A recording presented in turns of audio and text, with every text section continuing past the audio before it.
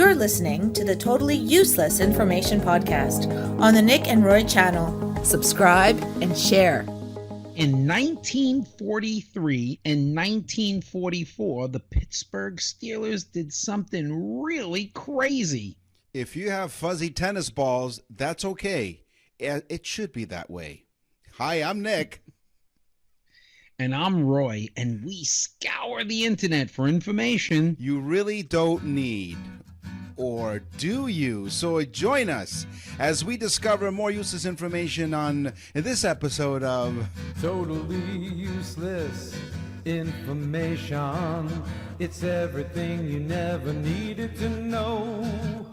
By listening once a week, you'll get smarter than you think. The Totally Useless Information Podcast, hosted by Nick and Roy. Well, hello there, and welcome to another episode of the Totally Useless Information Podcast. Hello, Roy. Did you give your bow tie a nap? It's at the dry cleaners. Brand spanking new, and I mean spanking, we have a brand new topic. Sports. Play ball. Yes, we'll talk about all kinds of balls in the sports topic. We had a listener suggest that we do sports, so this one's for you. And to all the listeners out there who are sports fans, this one's for you.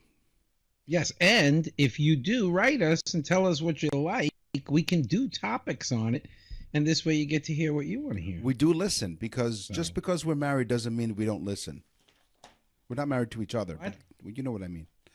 I'll go first. Did you say something? Right off the bat.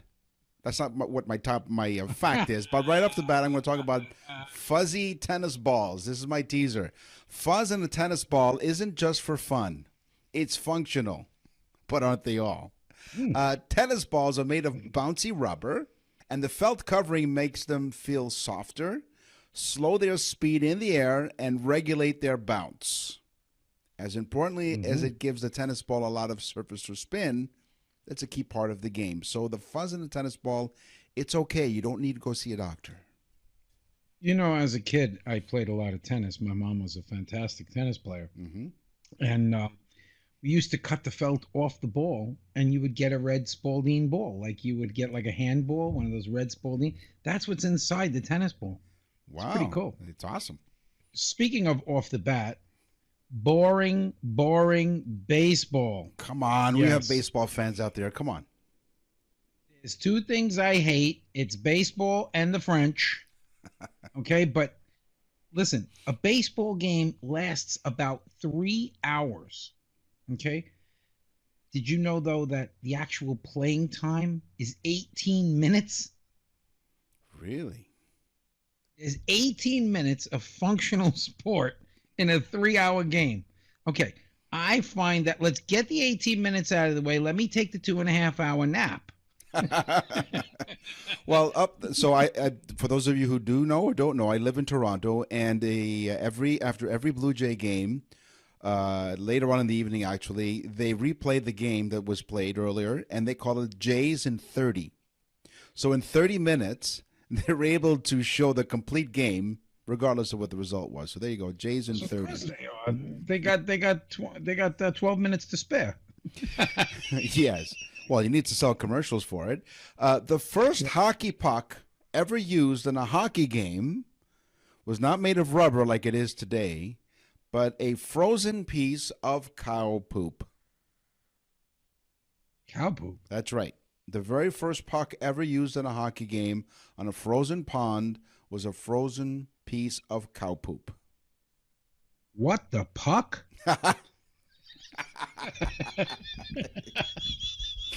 Yes. Let's move on, shall we? Okay, in basketball, the jump ball. Yeah, they face off in the center of the court and jump up, and they try to push the ball towards their teammate's direction. Right. But did you know that in the beginning of basketball, the actual early days and the original rules of basketball, after every basket that was made, they would go to the center of the court and do a jump ball. Now you talk about boring.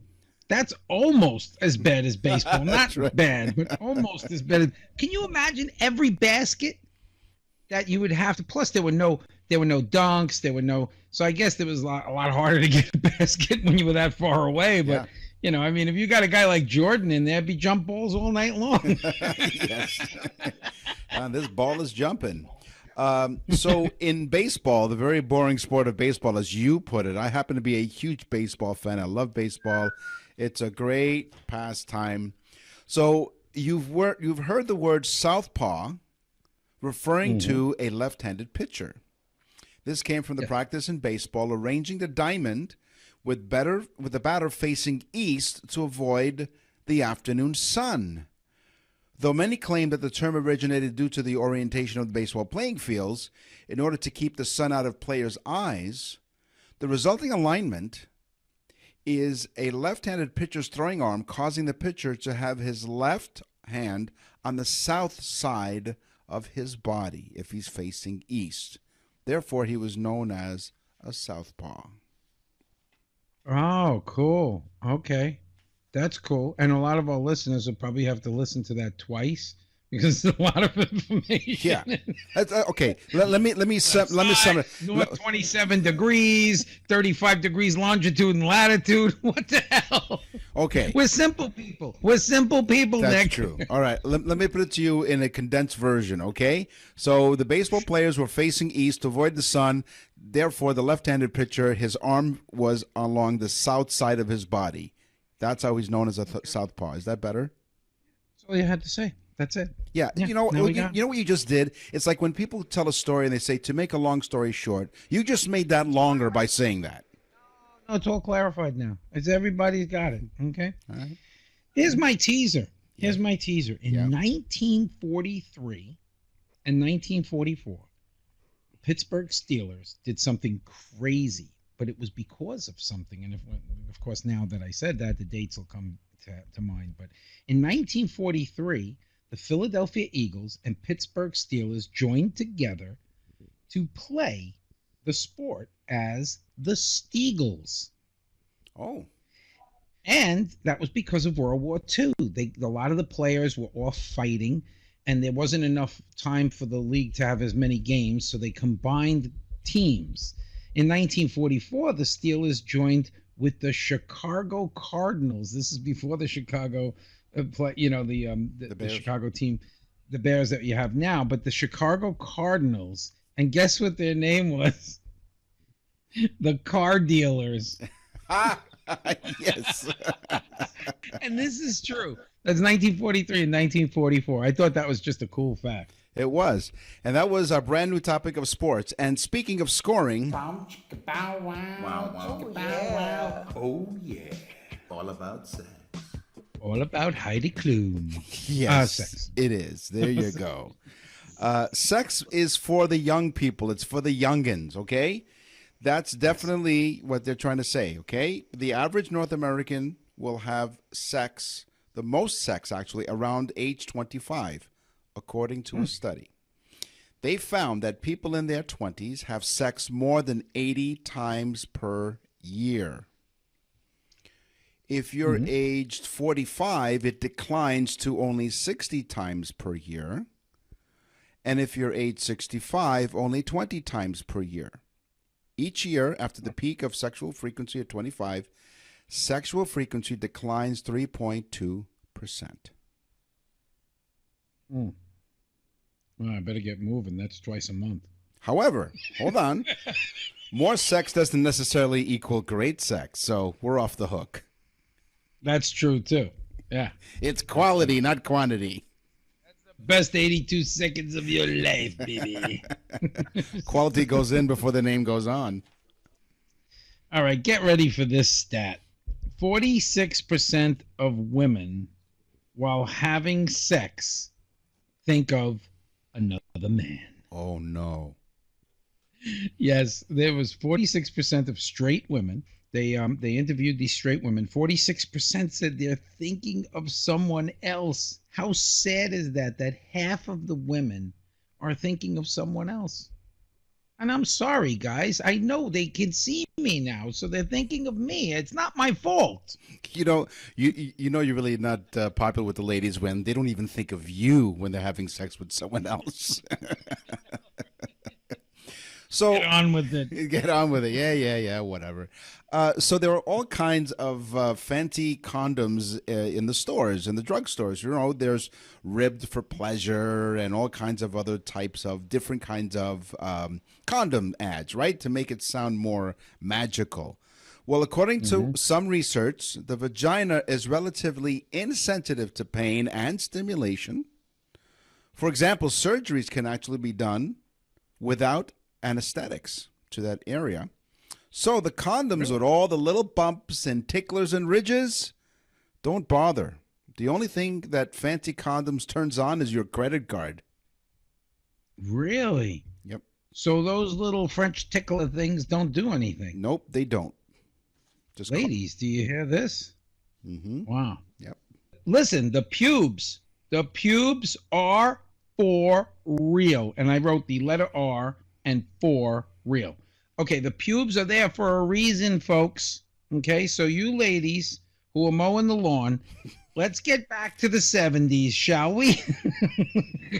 Listen, because if you shave or wax, you are twice as likely, 2 times as likely to get a sexually transmitted disease. That's right. Open skin and hair follicles from shaving leave the area open and susceptible to bacteria to enter. So, ladies, welcome to the jungle. Yes. Woo. Welcome to Jungle Put Book. some Bee Gees music on. Or a little Barry White. Hey, if you want to perform better at work, how about you perform more sex at home? Having sex might get you your next promotion. And no, we're not talking about sleeping with your boss. We're talking about, as it turns out, according to a study, having a happy sex life was linked with improved job satisfaction and greater engagement at work, both of which can help advance your career, according to the study done at the Oregon State University. So, if you get busy at home, then you'll do a lot better at work. Now, if you're having an office affair, you kill 2 birds with 1 stone. I'm sorry, Nick. I can't concentrate. I can't get things done. There you go. I got one for you, ladies. Take a look at the screen and notice that I'm a bit on the hefty side. I would call myself husky. Husky, yes. Maybe. Yes. Well, that's a good thing because fat guys do it better. Oh. You heard right. It's all about size, baby. The fat guys do it better. Big guys last 7.3 minutes of sex, while skinny guys barely make 108 seconds. Okay? So move over, Bones. Big Daddy's coming and going to satisfy your woman. There you go. You're listening to the Totally Useless Information Podcast. I'm Nick. And I'm Roy. I want to thank everybody for listening because now we're in, where was the last one? Africa? Africa. Not only Africa, but South America, Buenos Aires. Stay back, Buenos Aires. Don't cry for me, Argentina. You can send us, all of you around the world, because we are global now. You can send us an email, TUIpodcast@outlook.com, like these people did. What's in the mailbag? What's in the mail?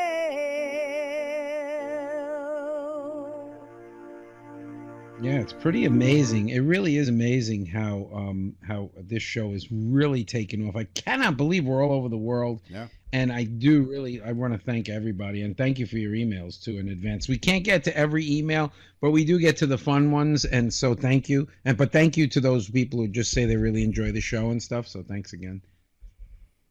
Jerry from Raleigh, North Carolina writes, Dear Nick and Roy, we love to listen to your podcast every week. So that's good. He's not listening alone. That's a good thing. We don't miss a single episode. Well, you shouldn't. Good. This is where it gets into trouble. I often visit my local pub and was wondering where the word pub came from. Is it short for something? And I'm like, okay, that's a great question. He was thinking a lot while he sat there having a beer at the pub.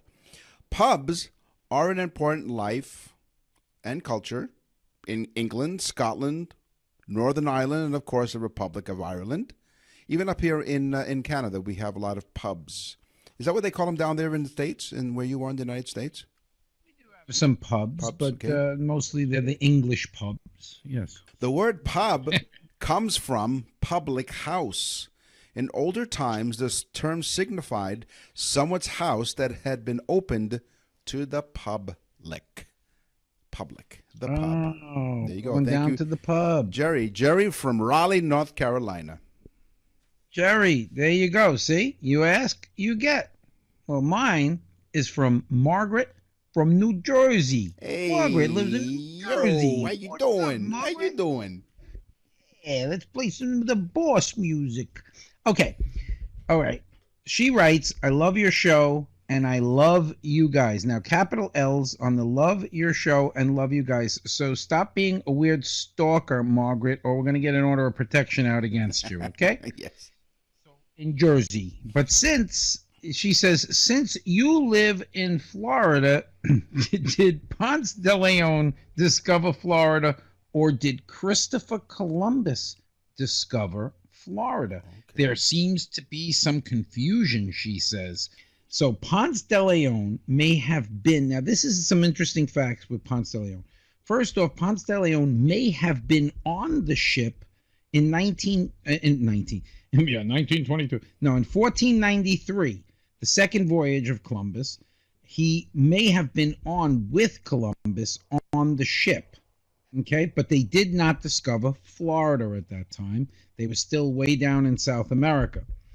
Okay, so here's there. While he was on that ship, he was hearing rumors of an island called Bimini from native people, and the island of Bimini supposedly had a stream, which they called a fountain, that had water in it that would give you the ability to stay young and never get sick or ill.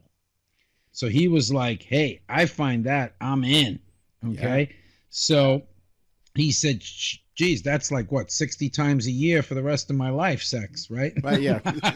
It's literally the fountain of youth. Yes. Yeah. But okay. So he goes searching around after he gets everything done. He gets his own boat from Spain and goes searching around. And in 1513, he finds Florida. He comes off the coast of Florida. And we're not sure, no one's sure about the spring or the fountain, but I believe that the state of Florida, the whole state, is what Ponce de Leon was searching for, because now all the old people are retiring here. So they're still coming here thinking that, now think about this. They're coming here at the age of like 70. They're playing tennis and all kinds of sports, running around, riding bicycles, spreading STDs all over the place in these old folks' communities. Yes, Ponce de Leon did succeed to find the Fountain of Youth because it seems to be working down here in Florida. Wow. Yeah, come on down. Margaret, you'll be retiring here soon probably anyway. That's right. Hey-oh. So once again, our email address is tuipodcast@outlook.com. We'd love to hear from you. In the meantime, let's perform some experiments, shall we? Einstein was a moron. Newton was a jerk. E equals nothing. It's science, science, science. Totally Useless Information Podcast, which is also an experiment. Yes. The whole thing is an experiment. It is. What do you got? Okay. I know this isn't the sex category, but I just can't stop talking about it. But let's talk about getting in deep. In fact, go on. 12,087 feet deep, to be exact. Okay. That is the average depth of the ocean around the globe.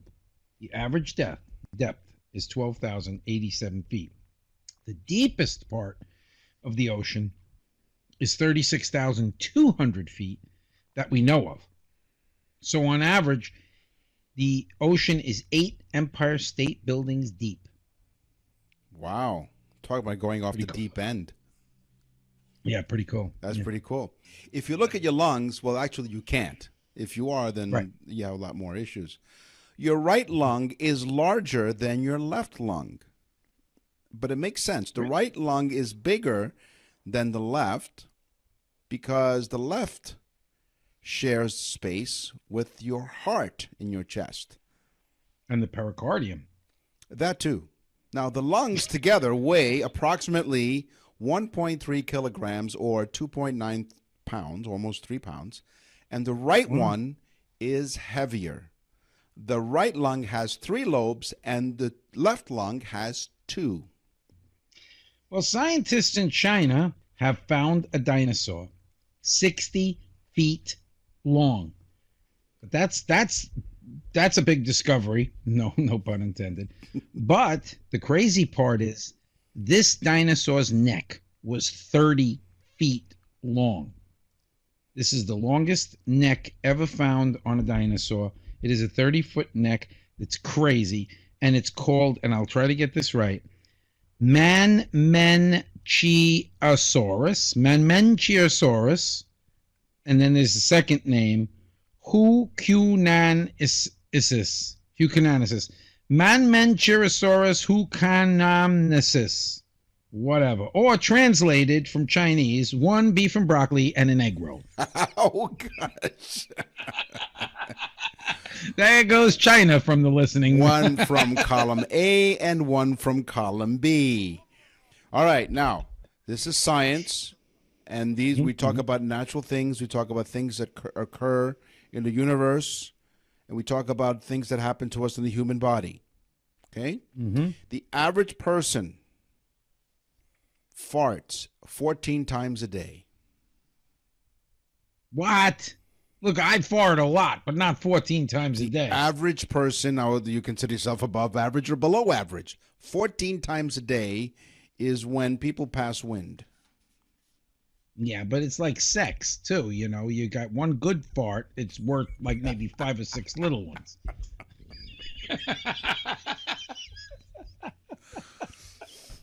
Oh, yeah. You know, so you what you measure and you rate your farts based on. Well, it's based on a bunch of different criteria. There's the smell criteria, there's the length of the and there's the volume. Volume, length, smell. And lingering factor. It's the VLS. I call it the VLS meter. Volume, length, smell. And don't forget the lingering factor, the LF. Oh, the linger. Yeah, the linger. Yeah, because it's a low linger or a high linger. That's right. Exactly. See? This is why you listen to this show. You learn all kinds of scientific. If you're in an elevator, you don't want a low linger or a high linger. You just want to use your fingers so that it doesn't come out. Use a thumb. Thumbs up.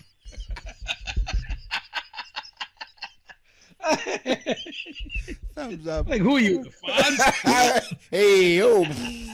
Hey.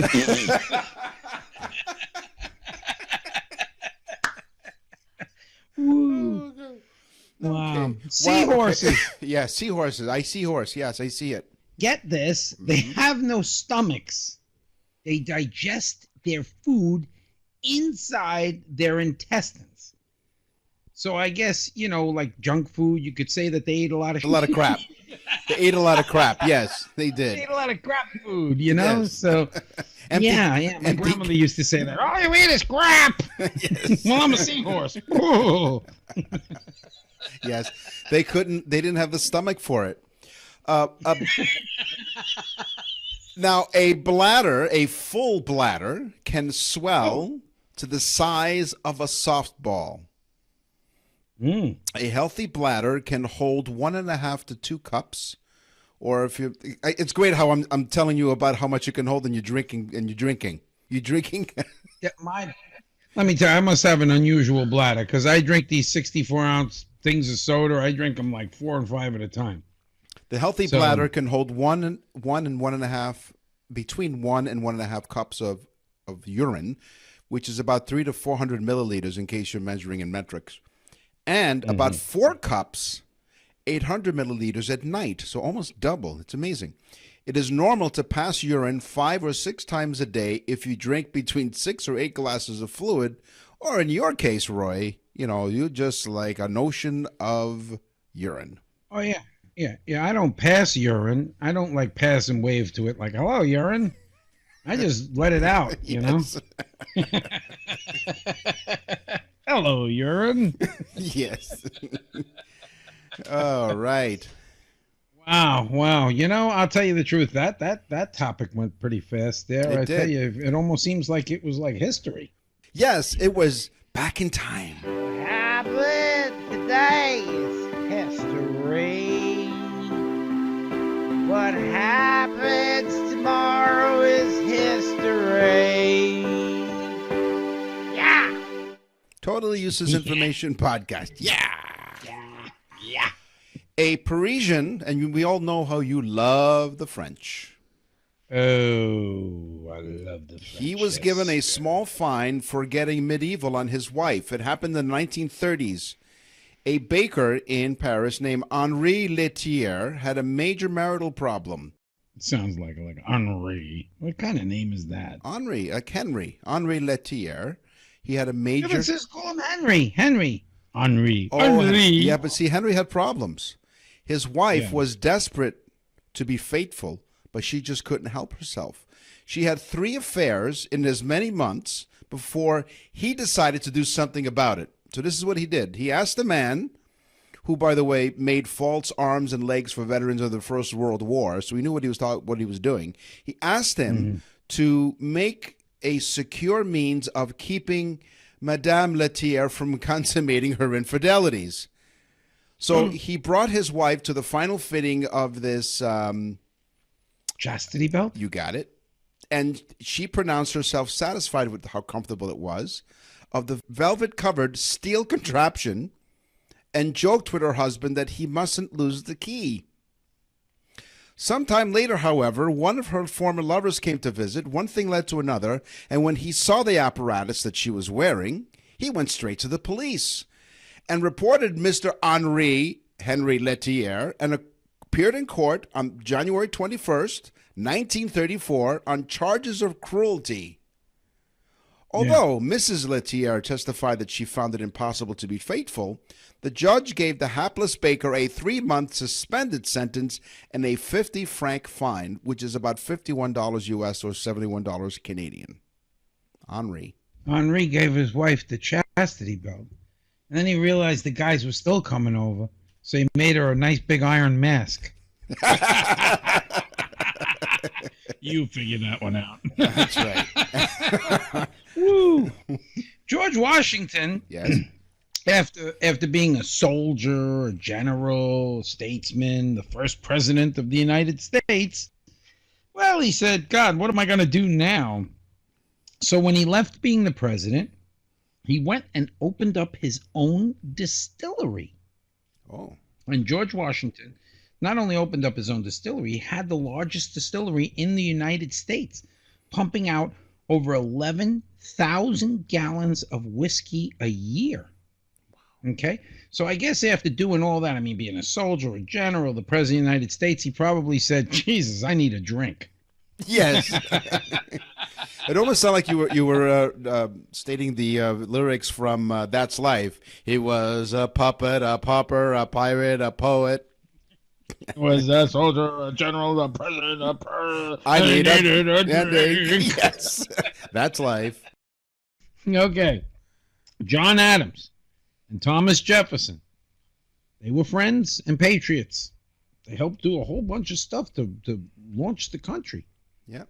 But later on, they would turn into mortal enemies because of politics. They hated each other. They actually wouldn't even speak to each other or be in the same room with each other. They just hated each other that much.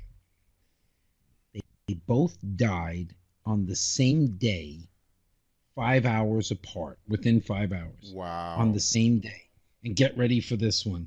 They died on July 4th, 1826.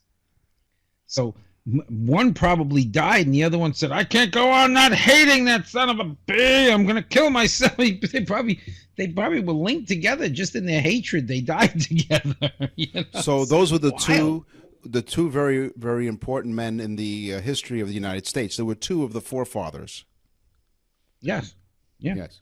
After first flipping a coin to determine whose name would go first, good friends and classmates Hewlett and his Stanford University classmate David Packard founded Hewlett Packard.